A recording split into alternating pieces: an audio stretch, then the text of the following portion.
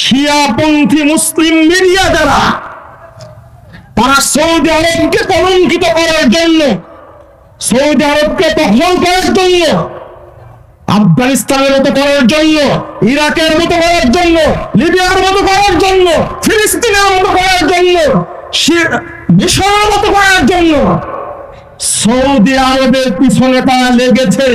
আল্লাহ এই সমস্ত শিয়াদের উপরে এবং শিয়া মিডিয়ার উপরে গজব নাযিল করেন। আমরা আল্লাহর কাছে দোয়া করি, আল্লাহ তোমার প্রতিষ্ঠিত আইনকে তুমি হেফাজত করো। তাওহীদের কথা স্পষ্ট ভাষায় বলা যায় কেন? আপনি বলতে পারেন সৌদি আরবের উলামায়ে কেরাম বলেন তাওহীদ 3 প্রকার, মানুষ সহজে বিশ্বাস করে। আলহামদুলিল্লাহ, একজন সালাফি ব্যক্তি সৌদি আরবে আশ্রয় পায়, ওটাও চেষ্টা করছে কিভাবে ইহুদি খ্রিস্টান কর্তৃক আক্রমণ করে সৌদি আরবকে ধ্বংস করা যায়। ইনশাআল্লাহ এই স্বপ্ন কোনদিন বাস্তবায়ন হবে না ইনশাআল্লাহ। যতদিন পর্যন্ত একজন সালাফি ব্যক্তি পৃথিবীতে থাকবে, ততদিন আল্লাহর রহমত থাকবে, ততদিন ইসলাম বিজয়ী থাকবে ইনশাআল্লাহ। বেদাতীরা যেন ভয় দেখায়, ষড়যন্ত্র করে যেন মনে না করে আমরা সফল হয়েছি। বেদাতীরা কোনদিন সফল হয়নি, এখনো হবে না, ভবিষ্যতে হবে না ইনশাআল্লাহ। এটা আমাদের পরিষ্কার ঘোষণা। এই মুহূর্তে দরকার প্রথমে উলামায়ে কেরামের, অতঃপর জনগণের, প্রত্যেকে যেখানে আহলে হাদিস ভাই আছেন, সালাফি আকীদার ভাই আছেন, আহলে সুন্নাহ ওয়াল জামাতের ভাই যেখানে আছে, তার প্রতি সালাম দিবেন, তার প্রতি ভালোবাসা রাখবেন এবং তার জন্য কল্যাণ কামনা করবেন, বলুন ইনশাআল্লাহ। এখানে তরুণদের বলবো, তরুণ ভাইরা, আজকে আমরা সবচেয়ে চিন্তিত তোমাদেরকে নিয়ে। কিছুদিন আগে দেখলাম এক রহমানের পিছনে চলতে গিয়ে তোমরা সিদ্ধান্ত আসলে, পরে প্রমাণিত হলো তারা সম্পূর্ণ খারেজি আকীদা। তুমি কোন তরুণ? তুমি পড়াশোনা বুঝো না, তুমি লেখাপড়া বুঝো না, শুনো না? কেউ ফেসবুকে ভাইরাল হলে তার লেজ ধরে টানাটানি করো, তুমি তোমার লজ্জা আছে? তোমার শরম আছে? যারা শেখ বিন বাজের মতো এত বড় মুহাদ্দিস, এত আলেমকে যারা মুশরিক বলে, আলবানির মতো মুহাদ্দিসকে যারা বলে মুশরিক, তুমি ওই সমস্ত মুতাখাল্লিদ এই সমস্ত লোকের পিছনে তুমি স্লোগান দাও, তোমার লজ্জা হয় না? তোমার শরম হয় না? তোমাকেই বলছে, তোমার মধ্যে আছে মানহাজ বিভ্রান্তি, তোমাকে নিয়ে চিন্তিত। তুমি মানহাজ ছিল না, সালাফি মানহাজ ছিল, কয়েকটা দিয়েছিল। তোমাদের মতো প্রতি আমি ক্ষেপ্ত না, তোমাদেরকে স্পষ্ট করে মানহাজ বিভ্রান্তি আছে, খারেজিদের সুরসুরি আছে। চিকন সালাফি নামে আমি বলি চিকন সালাফিয়া না, মানহাজ পরিষ্কার করলে তোমার জন্য জান্নাতুল ফেরদাউস রেডি আছে। মানহাজের ত্রুটি থাকলে তুমি যতই লাফালাফি করো কেন, তোমার পরিণাম ভালো হবে না, কখনোই হবে না ইনশাআল্লাহ। অতএব মানহাজটা ঠিক করো। যখনই সত্য কথা বলতে হয় বলি, তখনই লাগাও যে অমুক বাড়াবাড়ি করছে, অমুক বাড়াবাড়ি করছে। বাড়াবাড়ি কেন হচ্ছে? সত্য কথা বলতে দিবে না। ইমাম বুখারী রাহিমাহুল্লাহ, ইমাম আহমদ বিন হাম্বল রাহিমাহুল্লাহ, ইমাম মালিক রাহিমাহুল্লাহ, তিনি ইমাম ইবনে তাইমিয়া, ইমাম ইবনুল কাইয়্যিম, এই বিগত নাসিরউদ্দিন আলবানী রাহিমাহুল্লাহ, এই যুগের পরে যুগ একজন বিদ্বান যখনই এসেছে কথা বলেছে, তখনই তার পিছনে লেগে গেছে এক শ্রেণীর মানুষ, কথা বলতে নেয়নি, গলা টিপে ধরেছে, এরপর প্রচেষ্টা চালিয়েছে। আজকেও যখন কেউ হক কথা বলে, তখন বিভ্রান্ত সৃষ্টি করার জন্য পিছনে লেগে যায়, প্রশাসনকে এড়িয়ে যায়, জেল বলে গ্রেফতার করে। দেখলাম গতদিন এক বেয়াদব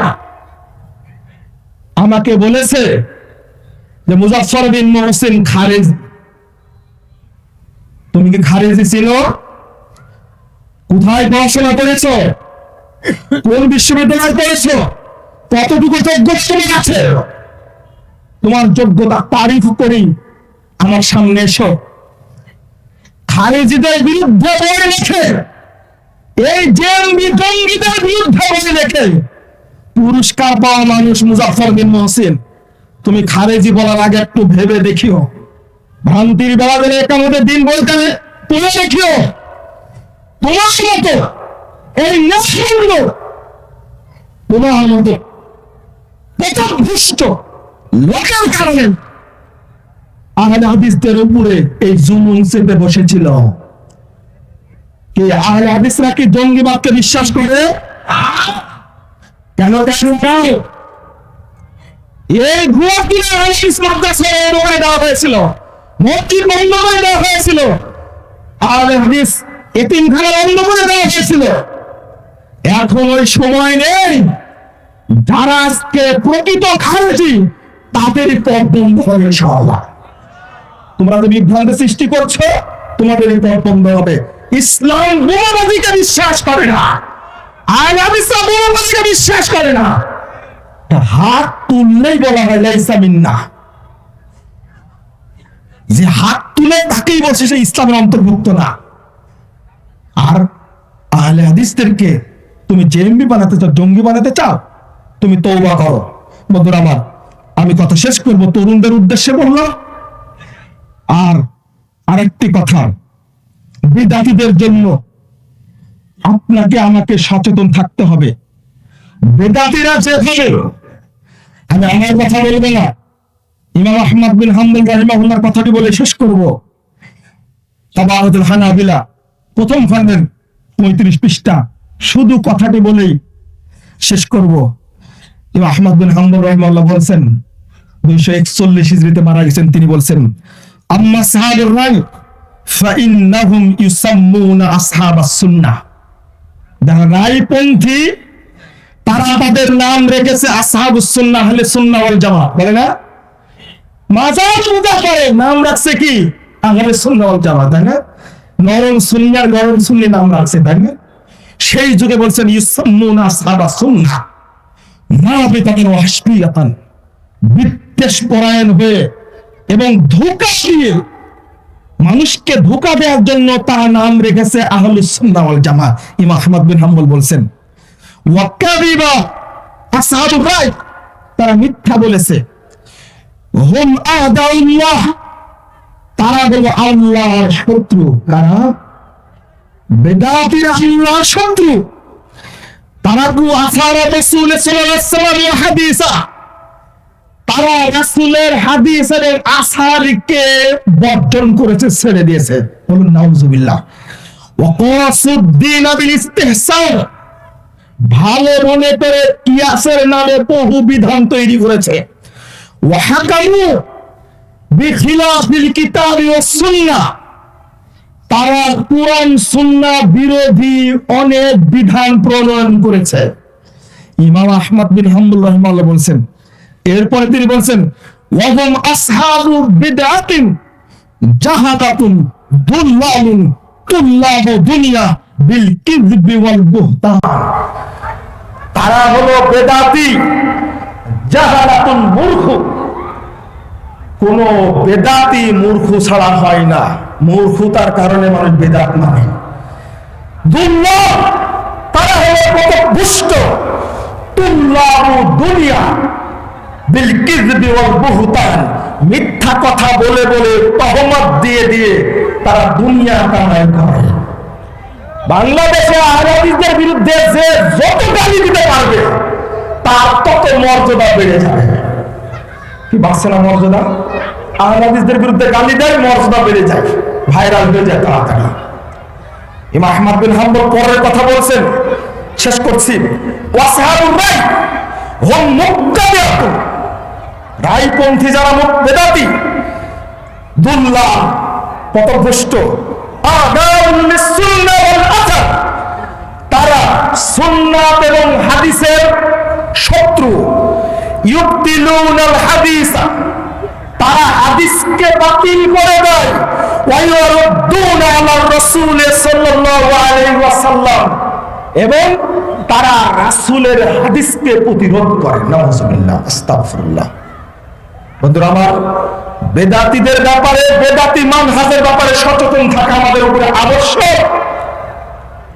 কারণ কিয়ামত যেন চলে আসবে, মানুষ বেদাতীদের দিকে ঝুঁকছে বেশি। আজকের প্রেক্ষাপটে ঐক্যের কোনো বিকল্প নেই। ব্রিটিশ বিরোধী আন্দোলন সফল হওয়ার পিছনে মূল কারণ ছিল যারাই মুসলিম ছিল তারাই ঐক্যবদ্ধ ছিল, অর্থাৎ যারা তাওহীদি চেতনায় বিশ্বাসী ছিল। কবি বলছেন, মুহিত সে বারপাই রিজি জারাস সে শামশির হিন্দিনহি বাসারাস উম্মেদ ওয়া হিরাসাস না বাসাত জিকাস বুনিয়া তাওহীদ বাস। এত চমৎকার কথা বলছেন। একজন তরুণের মুহিত ব্যক্তি, তাওহীদ পন্থী ব্যক্তির সামনে ভারতের তৈরি তীক্ষ্ণ তরবারি কিছুই না। তাওহীদের কারণে সোনা দানা অট্টালিকা সব কিছু বর্জন করতে পারে। তাওহীদপন্থী যতগুলো ছিলেন ততগুলো ঐক্যবদ্ধ ছিল, আলহামদুলিল্লাহ। আজকে আমাদেরকে, আমরা যদি তাওহীদপন্থী যারা নির্ভেজাল আকীদা যারা, তারা যদি ঐক্যবদ্ধ হই, ইনশাআল্লাহ আল্লাহ আমাদের রহমত নাজিল করবেন, বাতিলদেরকে পরাজিত করবেন। বাংলাদেশের বাতিলরা যেভাবে শিরিক বেদাতের পক্ষে মাঠে নেমে আহলাদিসদেরকে দমন করার চেষ্টা করছে, ওই বাতিলদেরকে আল্লাহ পরাজিত করবেন ইনশাআল্লাহ। আমাদের ঐক্য দরকার। ওই সময়ে বলেছিলেন, কবি বলছেন, বাতানে শুয়াব কাবাইল কতুলো রুসুলে খুন কে সারাসিল কতুলো এহি দিনে মুহকামে হি ফতহবা কে দুনিয়া মে তাওহীদ বহে যা। বাতানে শুয়াব কাবাইল কতুলো, গোত্র গোত্র যে বিভক্তি আছে, আমাদের মধ্যে যে বিভক্তিগুলো আছে, মসজিদ নিয়ে বিভক্তি, সংগঠন নিয়ে বিভক্তি, আমাদের সমাজ নিয়ে বিভক্তি, ঈদগাহ নিয়ে বিভক্তি, মিলাদ নিয়ে বিভক্তি, মুনাজাত নিয়ে বিভক্তি, দুয়াজান নিয়ে বিভক্তি। বাতানে শুয়াব কাবাইল কতুলো রুসুমে খুনকে সালাসিল কতুলো, দলীয় বিভক্তি দূর করে দাও, এই রসমরে ওদের বিভক্তি দূর করে দাও, ভেঙ্গে চুরমার করে দাও। এই দিনে মুহকাম এই ফতহবা, এটাই দিনের নির্দেশ। এখানে রয়েছে বিজয়ের দরজা, কে তাওহীদ হয়ে বিজা। তখনই দেখবে আসমানের নিচে তাওহীদের পতাকা পক করে উঠতে শুরু করেছে। অবশ্যই উঠবে। ঐক্যবদ্ধ হয়ে এক মঞ্চে শামিল হয়ে মনের কুটিলতা দূর করতে পারি। মনের কুটিলতা দূর করতে পারলে মিল্লাত ঐক্যবদ্ধ হবে ইনশাআল্লাহ। আগে আমাদের মনের মধ্যে হিংসা কুটিলতা দূর করতে হবে। আমি আগে নিজেকে নসিহত করছি, উম্মাহকে নসিহত করছি, আমরা যেন মেনে নিতে পারি। সামনে এগিয়ে যেতেই হবে। তরুণদের বলি ওই কথাটি, আমি তরুণদের ব্যাপারে বলতাম, তরুণরা বাধাহীন গতিতে সামনে চলবে। তোমার মানহাজকে ঠিক করো, সিরাতে মুস্তাকিমের পথ ধরো। আগে ধরার পরে সামনে আগে আল্লাহ বিজয় দিবেন। মানহাজ খারাপ থেকে চিল্লায় তাকবীর বলে কোনো লাভ হবে না, কোনোই লাভ হবে না। কারণ আল্লাহর সাহায্য বিহীন পৃথিবীতে কোনোদিন কোন দল, কোন ফেরকা, কোন জামাত, কোন দেশ ইসলামের বিজয় ঘটেনি, বিজয় লাভ করতে পারেনি। আল্লাহ সাহায্য আসার জন্য এক নম্বর শর্ত হলো নির্ভেজাল তাওহীদ, এক নম্বর শর্ত সালাফি মানহাজ, এক নম্বর শর্ত বিশুদ্ধ আকীদা। আকীদা ভালো না হওয়া পর্যন্ত, নির্ভেজাল তাওহীদ ভিতরে না হওয়া পর্যন্ত আল্লাহর রহমতের দরজা খুলবে না। আগে পথ ধরো, খুলেছিল আগে। ইবনু তাইমিয়া জয়লাভ করলেন কেন? ইমাম বুখারী জয়ী হলেন কেন? ইমাম আহমদ বিন হাম্বল জয়ী হলেন কেন? আল্লাহ তাদেরকে বিজয় দান করেছেন, আলহামদুলিল্লাহ। এখনো বিজয় পাবো আল্লাহর রাস্তায় ইনশাআল্লাহ। এই ঐক্যের আহ্বান আপনাদের প্রতি একান্ত ভাবে জানাচ্ছি। আর আজকে যারা আহলে হাদিস নিয়ে বিভ্রান্তি সৃষ্টি করছে, এই সমস্ত পণ্ডিতদেরকে বলবো, আপনারা কি খেয়ে পণ্ডিত হয়েছে? না জেনে না বুঝে প্রশাসনকে বলবো, গোয়েন্দা বাহিনীকে বলবো, র্যাব বাহিনীকে বলবো, কি খেয়ে আপনি প্রশাসনের সদস্য হয়েছেন, কি খেয়ে গোয়েন্দা হয়েছেন? আগে পড়াশোনা করতে হবে, জানতে হবে আহলে হাদিসরা কি, তারা কোথায় থেকে এসেছে। আহলে হাদিসরা ভুল ভুল নয়। আজকে প্রশাসন আপনি দেখতে পারলেন আহলে হাদিস মসজিদ পুড়িয়ে দেওয়া হচ্ছে। কেন পুড়িয়ে দেওয়া হচ্ছে আহলে হাদিস মসজিদ? প্রত্যেক নাগরিকের দেশে থাকার অধিকার আছে, বাড়ি তৈরি করার অধিকার আছে। তুমি আহলে হাদিস মসজিদ পুড়িয়ে দেওয়ার অধিকার কোথায় পেলে? মসজিদে আমিন জোরে বললে বেদাত ইমাম বলছে মসজিদে আসবে না, রাসূলের আযান করলে বুকে হাত ধরে বলছে তুমি আসবে না, মসজিদে নামাজ পড়তে আসবে না। মসজিদ আল্লাহর ঘর, তুমি নিষেধ করো কে? তুমি বেরিয়ে যাও মসজিদ থেকে। আল্লাহর ঘরে সবাই সালাত পড়ার অধিকার রাখে, তুমি কেন বাধা দিবে? তোমার অধিকার তোমাকে কে দিয়েছে? প্রশাসনকে বলবো এই সমস্ত খেলা বন্ধ করুন। আগামী দিনে তরুণরা জাগবে ইনশাআল্লাহ। মসজিদ পুড়িয়ে দেওয়া সাউথ জেলার প্রশাসনের আন্ডারে, প্রশাসনের আওতায় থেকে এই বেদাতি কাফেররা যেন কোন আহলে হাদিস মসজিদে হামলা না করতে পারে ঘোষণা করে দিলাম।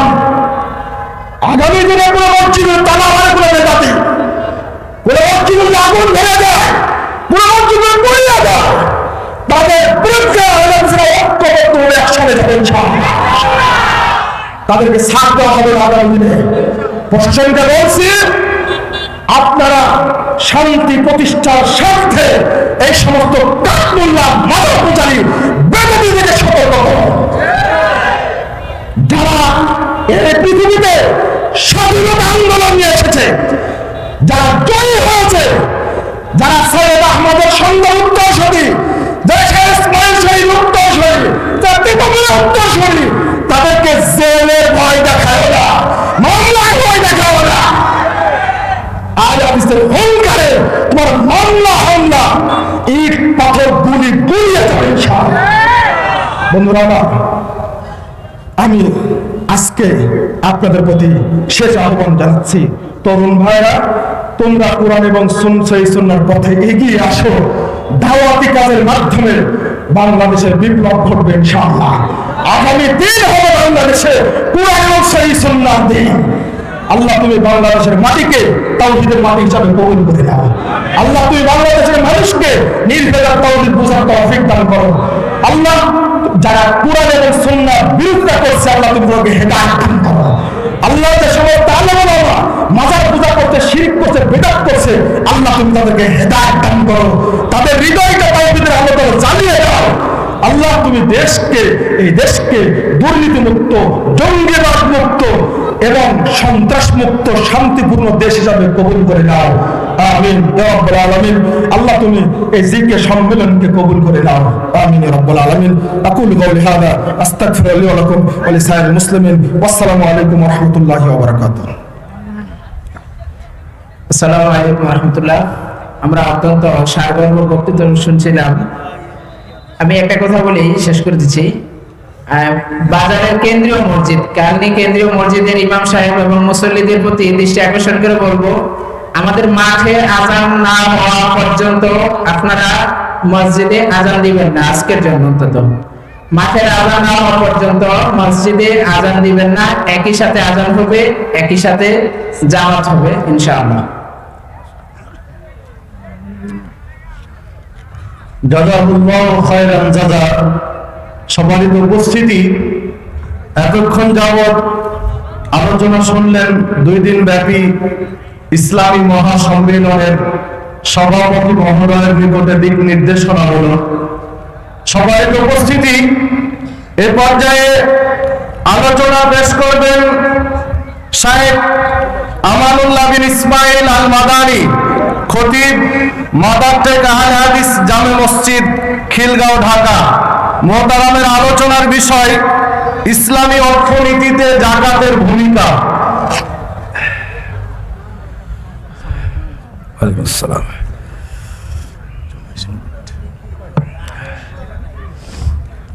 আসসালামু আলাইকুম ওয়া রাহমাতুল্লাহি ওয়া বারাকাতুহু। কেমন আছেন সবাই? নরম হয়ে গেছেন নাকি? মন খারাপ?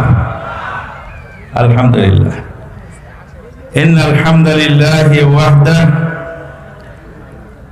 والصلاة والسلام على من لا نبي بعده وعلى آله وأصحابه ومن تبعهم بإحسان إلى يوم الدين أما بعد